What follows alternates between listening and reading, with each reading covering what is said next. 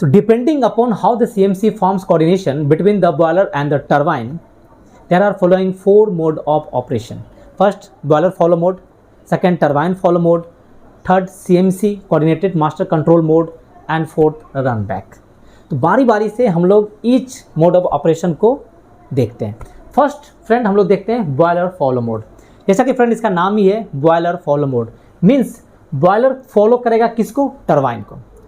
Boiler किसको follow कर रहा है? टरबाइन को. तो मेनली आपका 2 इंपॉर्टेंट पैरामीटर है, एक आपका मेगावाट डिमांड है, दूसरा है मेन स्टीम प्रेशर. तो बॉयलर फॉलो मोड में आपका जो मेगावाट को कंट्रोल कौन करेगा? टरबाइन. और मेन स्टीम प्रेशर को कंट्रोल कौन करेगा? बॉयलर. ठीक है, याद रखिए. मीन्स टरबाइन जो भी कुछ करेगा उसको फॉलो करेगा आपका boiler. Friend boiler follow mode में क्या होता है कि आपका megawatt is maintain by the turbine and MS pressure is maintain और कंट्रोल बाय द बॉयलर्स. मान लीजिए आपका ये बॉयलर है, ये आपका टरबाइन है. तो इन दिस मोड में क्या होता है कि plant operates with turbine control valve partially close. इसमें कंट्रोल वाल्व जो है वो थ्रॉटल पोजीशन में रखते हैं, मतलब वाइड ओपन नहीं चलाते हैं, थ्रॉटल कंडीशन में चलता है.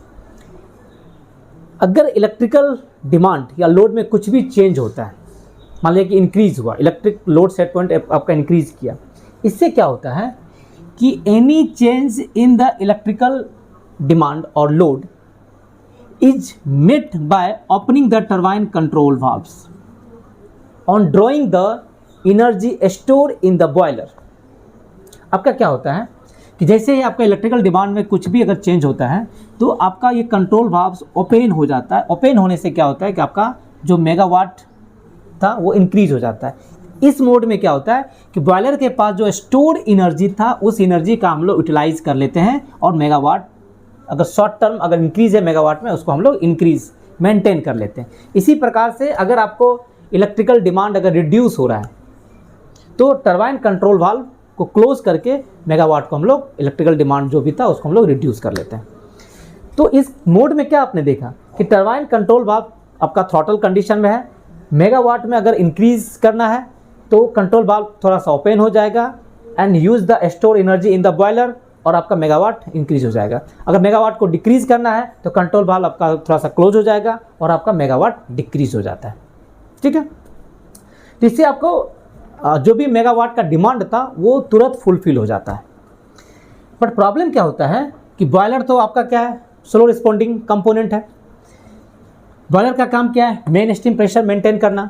तो जैसे ही आपका कंट्रोल वाल्व ओपन हुआ तो मेन स्टीम प्रेशर क्या होता है? डिक्रीज करेगा.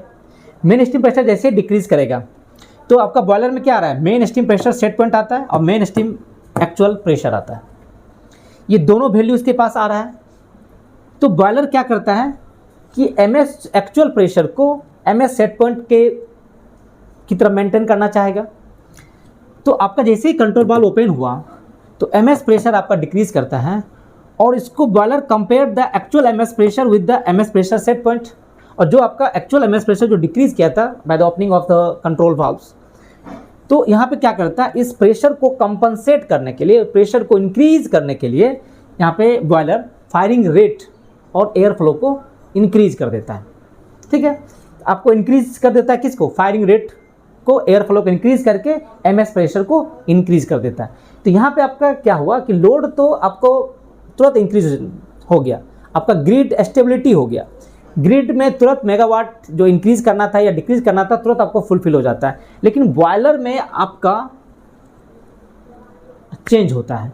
In this follow mode the boiler control system try to maintain the fixed ms pressure at all the times and any variation in load demand are met by adjusting the turbine control valves leaving the boiler to respond later. Means इस mode of operation में आपका boiler जो है boiler control system try to maintain the fixed ms pressure at all the times and any variation in load are met by adjusting the turbine control valves leaving the boiler to respond later. उस समय आपको turbine boiler का respond को नहीं देखेगा.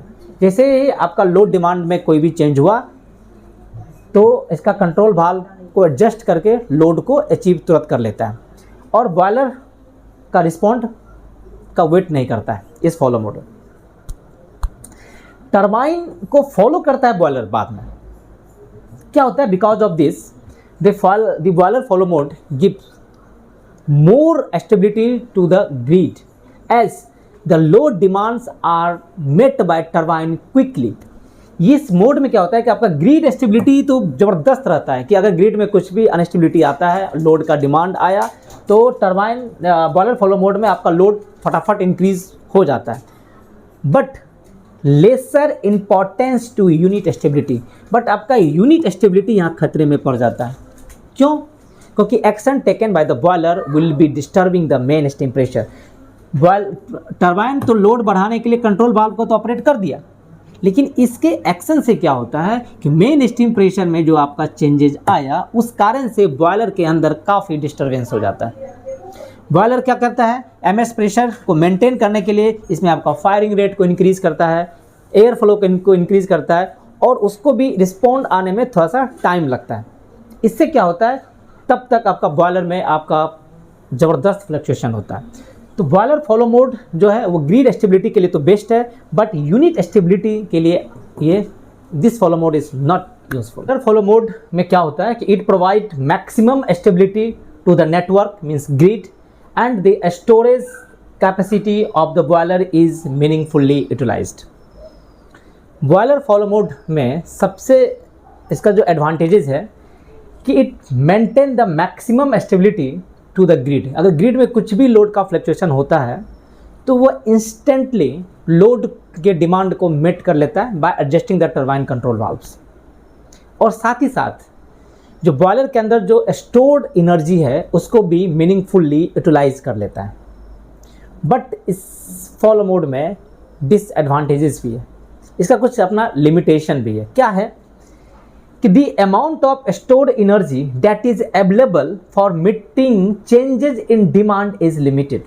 देखिए, भले ही boiler follow mode में टरबाइन का कंट्रोल वाल्व जो होता है वो थ्रॉटल रहता है, एंड उसमें अगर इलेक्ट्रिकल डिमांड में थोड़ा बहुत अगर स्मॉल चेंजेस आता है तो उसको तुरंत मीट कर लेता है by using the stored energy of the boilers.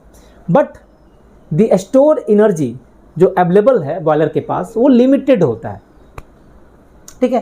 तो the amount of stored energy that is available for meeting changes in the demand is limited and thus the performance deteriorates with increasing period of mismatch between electrical demand and the boiler steam generation. बड़ा important क्या होता है, अगर थोड़ा बहुत load में अगर changes हुआ तो उससे बॉयलर में भी ज़्यादा कोई इम्पैक्ट नहीं पड़ता है और आपका लोड भी अचीव हो जाता है by using the store energy of the boiler. But अगर लार्ज मिसमैच हो जाता है, अगर आपको ज़्यादा मेगावाट बढ़ाना पड़ गया, ज़्यादा मेगावाट बढ़ाने के से क्या होता है कि आपका कंट्रोल वाल्व ओपन हुआ, तुरंत लोड को अचीव करना चाहा, जैसे ही कंट्रोल वाल्व आपका ओपन होता है तो आपका एमएस प्रेशर डिक्रीज़ होने लगता है। और एमएस प्रेशर डिक्रीज़ होने से क्या होता है कि बॉयलर के अंदर आपका डिस्टर्बेंस क्रिएट हो जाता है, क्योंकि main steam pressure is maintain by the boiler. तो उससे क्या होता है प्रॉब्लम कि आपका जो इलेक्ट्रिकल डिमांड और बॉयलर स्टीम जनरेशन में जो मिसमैच होता है, क्यों मिसमैच हो रहा है, क्योंकि आपका electrical demand is instantly meet by the turbine by adjusting the turbine control valves, but boiler में जो फायरिंग रेट इंक्रीज होता है उसको रिस्पॉन्ड आने में थोड़ा सा समय लगता है। और इससे क्या हो जाता है कि बॉयलर के अंदर एक टर्बुलेंस क्रिएट हो जाता है, डिस्टर्बेंस क्रिएट हो जाता है। तो आपका ग्रिड स्टेबिलिटी के लिए तो ज़बरदस्त है ये, बट यूनिट स्टेबिलिटी के लिए ये सही नहीं है। फॉलो मोड का फ्रेंड एक और डिसएडवांटेज या लिमिटेशन क्या है कि if all units in the network don't implement frequency influence. अगर मान लीजिए कि उस ग्रिड में जो भी यूनिट कनेक्टेड है, अगर उस यूनिट कनेक्टेड में अगर फ्रीक्वेंसी इन्फ्लुएंस अगर इम्प्लीमेंट नहीं किया है, ओके।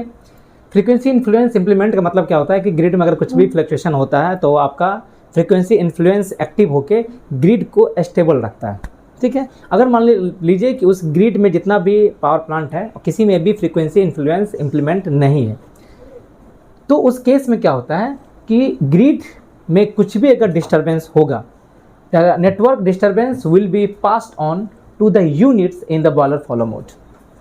तो जो भी ग्रिड में नेटवर्क में अगर मेगावाट में अगर कुछ भी फ्लक्चुएशन आता है ग्रिड में, तो वो पास ऑन किस में हो जाएगा, वो सारे यूनिट जो कि बॉयलर फॉलो मोड में चल रहे हैं, ठीक है।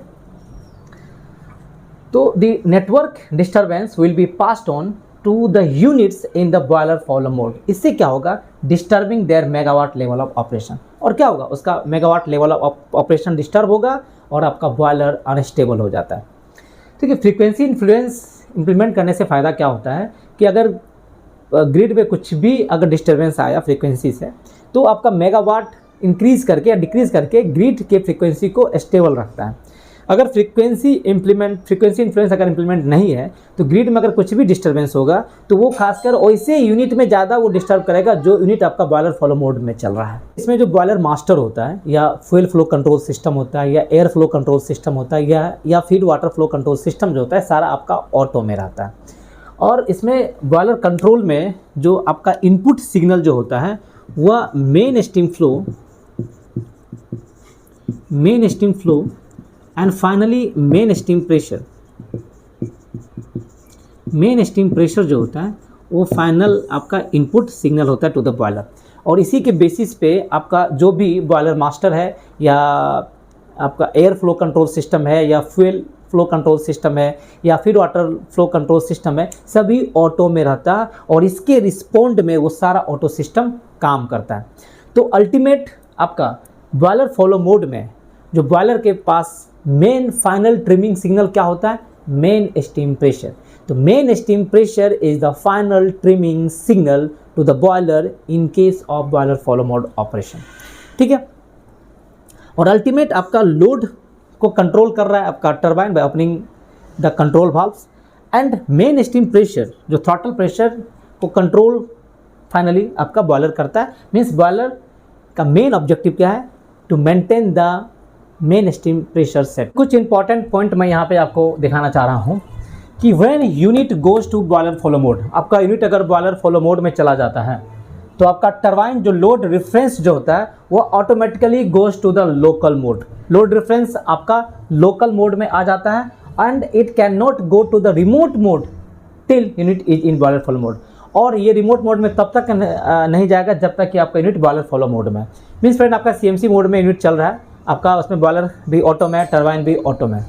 अचानक आपका यूनिट बॉयलर फॉलो मोड में चला गया तो आपका CMC से तो हट ही गया। उस कंडीशन में आपका लोड रेफरेंस जो होता है वो आपका मैनुअल मोड में आ जाता है और तब तक वो मैनुअल मोड में रहेगा जब तक कि आपका यूनिट बॉयलर फ्लो मोड में चल रहा है। मीन्स CMC में आप लोड रेफरेंस को चेंज नहीं कर सकते हैं। CMC में लोड रेफरेंस आपका CMC के थ्रू चेंज होता है। आपको लोड को अगर इंक्रीज या डिक्रीज करना होता है तो हम लोग CMC पेज में लोड कमांड देते हैं। अल्टीमेट वो टाइम डिले के साथ लोड रेफरेंस चेंज होता है और वहाँ से आपका इंक्रीज या डिक्रीज होता है लोड। मीन्स टरबाइन आपका लोड रेफरेंस उसमें ऑटो में काम करता है, ठीक है। लेकिन जैसे आपका बॉयलर फॉलो मोड में आया आपका load reference automatically goes to the local mode चला जाएगा। इसके बाद आपको लोड को इंक्रीज या डिक्रीज करना है तो लोड रेफरेंस में जाके हम लोग इंक्रीज या डिक्रीज करेंगे, जो कि आपका लोड रेफरेंस कहाँ दिखता है, ESTC पेज में। When turbine follow mode, CMC mode या run back mode is selected, हम लोग टरबाइन फॉलो मोड सेलेक्ट कर लेते हैं या CMC मोड सेलेक्ट करते हैं या रन बैक मोड आपका सेलेक्ट हो गया, तब उस कंडीशन में आपका टरबाइन जो होता है, जो आपका लोड रेफरेंस, वो automatically goes to the remote mode. ये आपका रिमोट मोड में चला जाएगा। जैसे CMC सेलेक्ट करेंगे तो आपका रिमोट मोड में चला जाएगा। And if unit is in turbine follow mode और CMC मोड, अगर आपका यूनिट टरबाइन फॉलो मोड में है या CMC मोड में है और अचानक आपका turbine goes to local from remote mode, आपका रिमोट मोड में था, अचानक वो लोकल मोड में चला गया, आपने इसको CMC को ऑफ कर दिया, तो आपका यूनिट क्या होगा, बॉयलर फॉलो मोड में आ जाएगा। आपने CMC से ऑफ किया, यूनिट आपका बॉयलर फॉलो मोड में आ जाएगा। मतलब आपका CMC में चल रहा है, अब बॉयलर फोर्ड में लाना है तो आपको क्या करना होगा, टरबाइन को रिमोट से निकालना होगा, लोड रेफरेंस को लोकल में लाना होगा। इसके लिए आपको CMC को ऑफ कर दीजिए। CMC को जैसे ही ऑफ कीजिए, बॉयलर मास्टर को ऑटो में रखिए, CMC को खाली ऑफ करना है। अभी आपका यूनिट क्या है, बॉयलर फॉलो मोड में आ जाएगा। There is a reduction of load by turbine, अगर टरबाइन के द्वारा अगर लोड का रिडक्शन होता है इसी कारण से, तो unit will go to the boiler follow mode. और जैसे ही बॉयलर फॉलो मोड में यूनिट आया, आपका टरबाइन मीन्स लोड रेफरेंस आपका रिमोट से लोकल मोड में आ जाएगा, ठीक है। ये एक लॉजिक है फ्रेंड। सेकंड है कि आपका जैसे एयर फ्लो, जनरल कंडीशन में आपका air flow, fuel flow, boiler master आपका ऑटो में रहता है। बॉयलर मास्टर तभी ऑटो में आप ले सकते हैं जब आपका air flow and fuel flow auto में है। मान लीजिए कि आप एयर फ्लो को ऑटो से बाहर कर दिए, मैनुअल कर दिए, तो आपका फ्यूल फ्लो भी मैनुअल मोड में हो जाएगा और बॉयलर मास्टर भी मैनुअल मोड में आ जाएगा। फ्यूल फ्लो को ऑटो में तब भी आप डाल सकते हैं जब आपका एयर फ्लो ऑटो में है। मान लीजिए कि आपका एयर फ्लो आप मैनुअल में रखे हुए हैं, फ्यूल फ्लो को ऑटो में डालना चाहते हैं, तो आपका ऑटो में नहीं जाएगा वो। फ्यूल फ्लो को ऑटो में डालने से पहले आपका एयर फ्लो ऑटो में डालिए फर्स्ट, देन आपको फ्यूल फ्लो को ऑटो में डालना है। और बॉयलर मास्टर को ऑटो में डालने से पहले आपको देख लेना है कि air flow and fuel flow आपका ऑटो में है कि नहीं। कि अगर आपका सीएमसी में यूनिट चल रहा है, आपका सीएमसी में है तो बॉयलर मास्टर भी ऑटो में है और टरबाइन मास्टर भी ऑटो में है। आप क्या कीजिए कि एयर फ्लो को आप मैनुअल में ले लिए, एयर फ्लो का आपने मैनुअल में ले लिया, तो क्या होगा कि बॉयलर मास्टर क्या होगा, मैनुअल मोड में आ गया। बॉयलर मास्टर फ्रंट किस पेज में दिखता है, सीएमसी पेज में दिखता है, ये आपका ऑटो में रहता है। तो जैसे आपने एयर फ्लो को मैनुअल मोड में लिया तो आपका बॉयलर मास्टर क्या होगा, मैनुअल मोड में आ जाएगा। तो आपका सीएमसी क्या हो जाएगा, रीसेट हो जाएगा, सीएमसी से बाहर हो जाएगा।